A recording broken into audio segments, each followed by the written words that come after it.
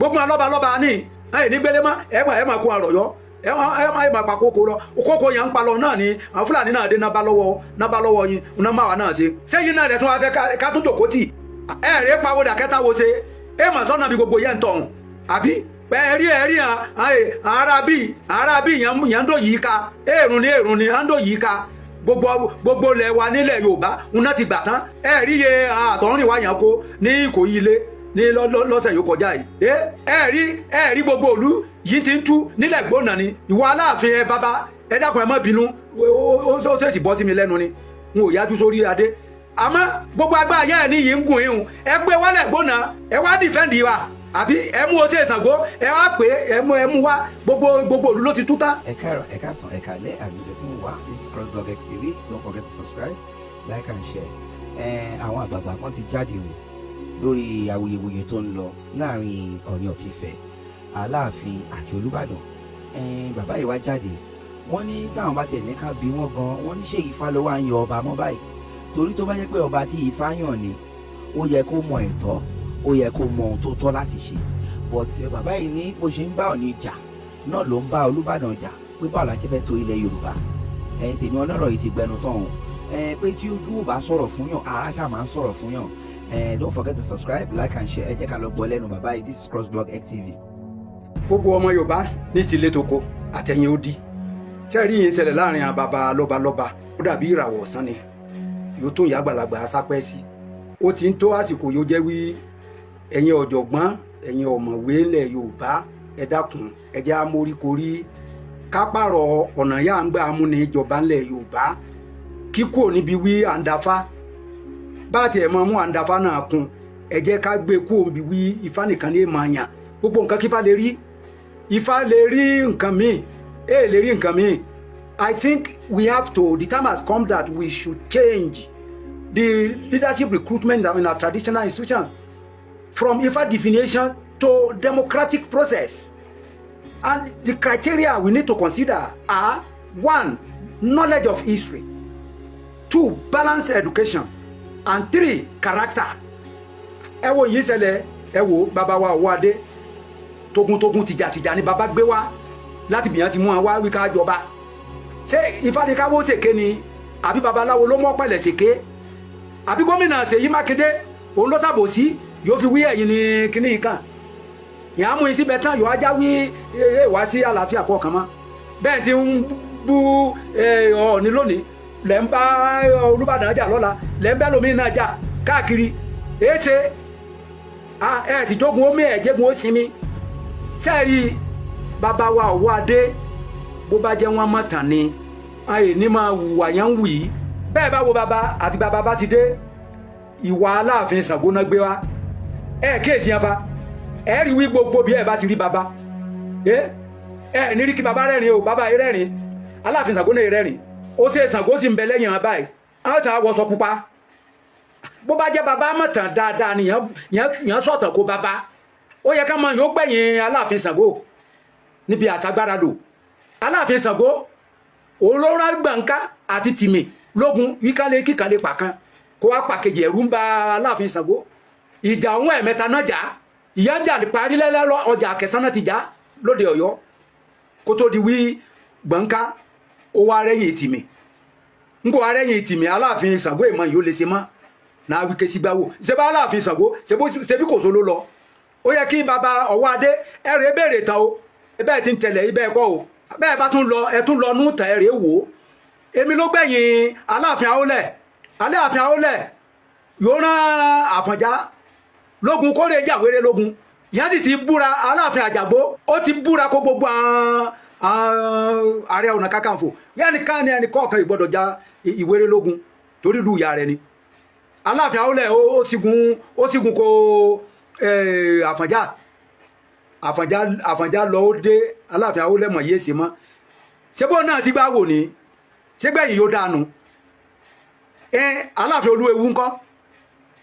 Aláàfin Olúewu orí Aláàfin Olúewu 1835 ń lọ́yọ́ ilé fi tú àwọn Fúlàní ló tú ogun Elédùwẹ̀ ń ló tú Ọ̀yọ́ ilé Amu Aláàfin Olúewu wọ́n mú láyè báyìí. Una public execution, he was executed publicly. Then what are we talking about? Why should Aláàfin continue to live in antiquity? Empire. Where is the empire again in the modern world? Where is that empire? Can Britain challenge the supremacy of America today? Despite the fact that America was a former colony of Britain. Can Rome challenge the authority of a British Empire when the British Empire was reigning? Emila ni jẹ́ kí ló gbanu kí ló esan sí. Ṣé yo wá kanu nílẹ̀ Yorùbá yo wá jẹ́ wí báyìí bá ra gbogbo bí ẹ bá ti ra láàfin ẹ ṣàrojú kókó báyìí náà ni ẹ á bá gbogbo èèyàn ọba Gandhi Ṣọ̀ún Ògbómọ̀ṣọ́ ń gbọ́ orí Olúbàdàn ń bọ̀ ó bọ̀wọ̀ fọ́jọ́ orí ó dìde ó kí baba bá ti à ń sọ̀rọ̀ wí ṣé Olúbàdàn jẹ́ ọba kékeré ni nílẹ̀ Yorùbá ń gbọ́ Ọ̀yọ́ empire yóò fọ́ Ìbàdàn empire ló dìde Ìbàdàn has been the only army that has been defending Yorùbá land. Ìbàdàn fought and won Jarumi war. Yálà fi wá jókòó lórí wí èmi ni emperor ti emperor mọ́ o bá ti ń ronú yẹ́yìn Ọ̀yọ́ ṣe kó gbogbo àwa ọmọ ilẹ̀ Yorùbá pàápàá jùlọ àgbónà lè móríjọ Ọ̀yọ́ kọ̀ọ̀kan àkàmúra wá ṣe ra ni ṣé yá ṣe dáa ni bẹ́ẹ̀ bá ń sọdún bẹ̀rẹ̀ gbogbo àwọn bàbá ní ẹ̀yìn nígbélé mọ́ gbogbo àwọn lọ́ba ní ẹ̀yìn nígbélé mọ́ ẹ̀ máa kó àrọ̀yọ́ ẹ̀ máa pa kókó lọ kókó yẹn ń pa lọ náà ni àwọn Fúlàní náà dé náà bá lọ́wọ́ yín náà máa wà náà ṣe sẹ́yìn náà lẹ́tún wá fẹ́ ká tún jòkó tì ẹ̀rẹ́ pàwọ́dà kẹta wo ṣe mà sọ́nà bí gbogbo yẹn tọ̀hún àbí ẹ̀rí ara bí yẹn ń dò yìí ká èrùn ni ń dò yìí ká gbogbo lẹ̀ wa nílẹ̀ Yorùbá ń náà ti gbà tán ẹ̀rí yẹ àtọ̀rìn wa yẹn kó ní Ìkòyí ilé ní lọ́sẹ̀ yóò kọjá yìí ẹ̀rí gbogbo òlú yìí ti ń tú nílẹ̀ gbóná ni ìwọ Aláàfin bàbá ẹ dákun ẹ má bínú ó sì bọ́ sí mi lẹ́nu ni n ò yájú sórí adé àmọ́ gbogbo agbá ayé ẹ̀ ní yìí ń gùn ihun ẹ gbé wálẹ̀ gbóná ẹ wá dìfẹ́ǹdì wa àbí ẹ mú Ose Ṣàngó ẹ wá pé ẹ mú wá gbogbo òlú ló ti tú tán nílẹ̀ gbóná agbé ọba ní Bàyàgàn agbéyàn ní Àdánlá gbogbo ẹgbẹ́ yín jẹ mọ́ ẹ̀rọ ẹ̀ ń fẹ́ mọ́ ẹ̀jẹ̀ sáré kẹgbẹ́ ni ẹ dákun ẹ má bínú o bàbá ẹ má bínú torí ẹnu ọmọ ìgbà yápàdé mọ́ àmọ́ ibi yọ̀rọ̀ ń lọ yìí bàbá wí pẹ́ báyìí ni ẹja sẹ́fọ̀n bàbá sẹ́fọ̀n bí ẹ bá somi kó somi bí ẹ bá sẹ̀jẹ̀ kí sẹ̀jẹ̀. Aláàfin Ọ̀wọ́ adé ẹ dákun àwa amórí adé rọ̀ yín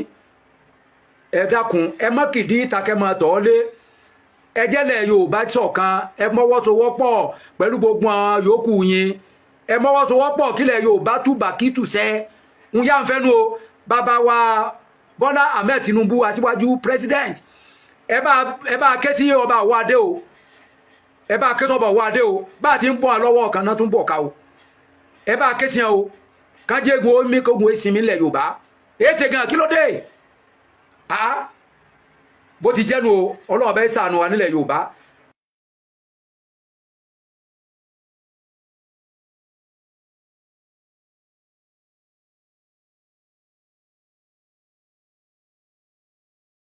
tẹ́ ẹ bá lè rí àmì ṣe gbogbo ogun tó lóhùn ní gbọ́ tó lóhùn ní gbà lórí ayé yín iná agbára Ọlọ́run máa jó dànù kí lè nǹkan tẹ́ ń là kọjá tó dàbí pé ẹ ti wá ọ̀nà àbáyọ ṣùgbọ́n tí ẹ ti rí ọ̀nà àbáyọ ẹ ti pàdé wòlíì yín ló fà ṣùgbọ́n arán mi sí ọ lónìí dádì arán mi sí ọ lónìí mọ́mì Olúwa lòun fẹ́ ṣe nǹkan ńlá nínú ayé yín Olúwa sọ wípé gbogbo tẹ́ ń là kọjá yín òun fẹ́ fi òpin sí kí nìkan tẹ́ ń là kọjá lórí ìgbéyàwó ni lórí ọmọ ni lórí iṣẹ́ ni níbi gbogbo ni bóyá ogun kan ló dàbí pé ogun yẹn le ẹ ti gbìyànjú kò tí ì sí ọ̀nà àbáyọ ẹ jẹ́ àjọ gbàdúrà ẹ jẹ́ àjọ wá ojú Olúwa kí làṣírí ogun yẹn gangan ẹ jẹ́ àjọ wádìí lọ́wọ́ Ọlọ́run ká dẹ̀ mọ ọ̀nà àbáyọ ẹ̀rọ ìbánisọ̀rọ̀ tẹ́ fi pè mí fún àdúrà àti ọ̀nà àbáyọ òun náà ni +234 7025 47 5427 +234 7025 47 5427 bẹ́ẹ̀ ṣe ń pè mí fún àdúrà lórúkọ Jésù ẹ máa rí ìyanu.